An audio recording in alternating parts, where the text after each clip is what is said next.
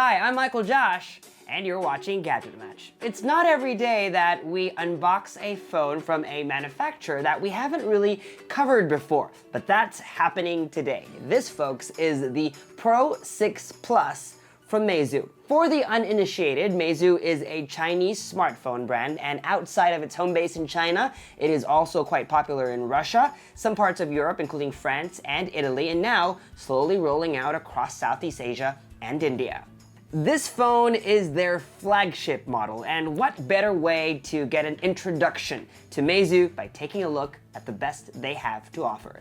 This is our Meizu Pro 6 Plus unboxing and hands-on. This is the M5S, Meizu's entry-level smartphone, and this is the Pro 6 Plus. As you can see from the packaging alone, this is the more premium flagship model. Okay, now let's unbox this baby.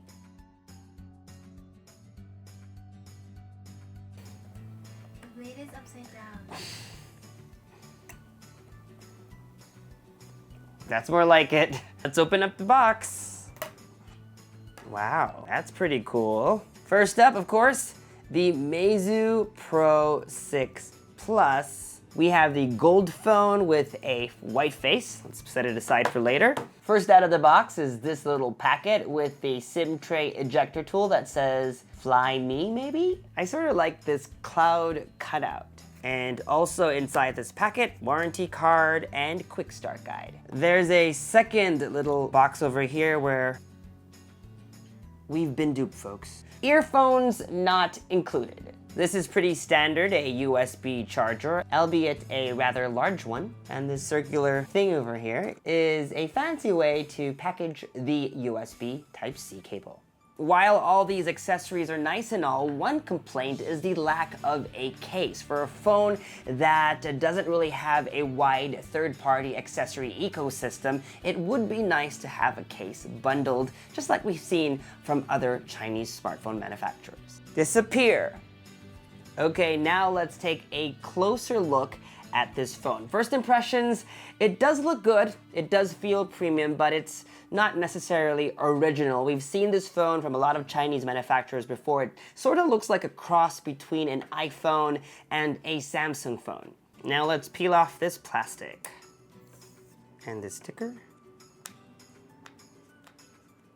That looks really nice. And now for the front. There you go. I don't know what the other models look like, but in this gold version, you have gold accents around the home button and the earpiece over here. On its back, you have a metal build with an antenna band that kind of curves with its sides just ever so slightly. I actually do like its thinness to size ratio. The camera also has that gold accent around it, and underneath is actually a sensor for the camera, and around that, the flash. Button and port placements are like this. On the left-hand side of the device, a volume rocker and power button. On the bottom, headphone jack, microphone, USB Type-C port, and speaker grills. And on the left-hand side, a dual nano SIM card tray. There are no provisions for a micro SD card, but the phone comes with 64 gigabytes of storage. While the phone powers up, please roll the spec sheet.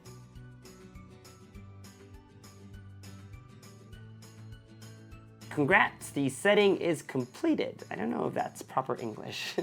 Setup is complete is probably what they meant. Let's start using.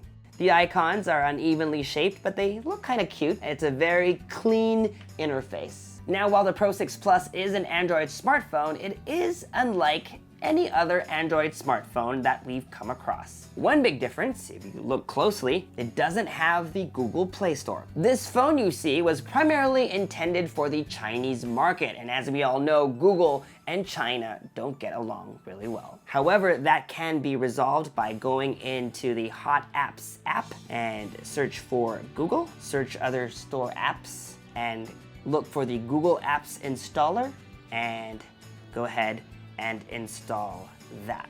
Now, while that's happening, let's take a look at the rest of the interface. If you swipe down from anywhere on the screen, it brings down the notification shade and the quick settings panel.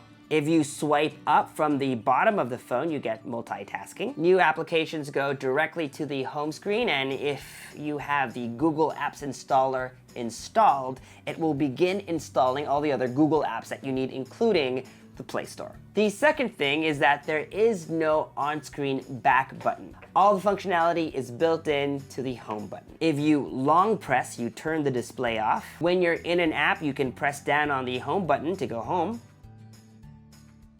and you can just light tap to go back.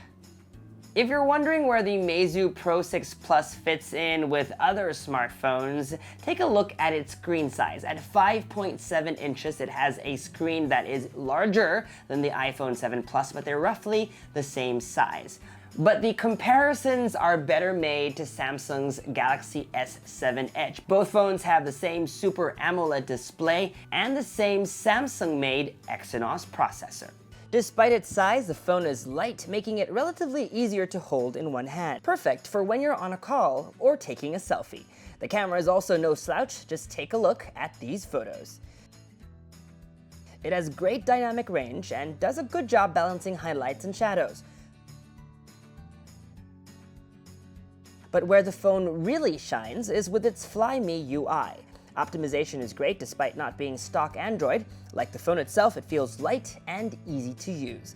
And it has nifty features too, like identifying apps that can only be opened if you use the fingerprint reader. Hooray for security and privacy. And that was our Meizu Pro 6 Plus unboxing and hands-on. For more videos like this one, make sure to subscribe to our YouTube channel, like our Facebook page, follow GadgetMatch on social media, and make GadgetMatch.com your daily habit. Until the next video, I'm Michael Josh. Thanks for dropping by.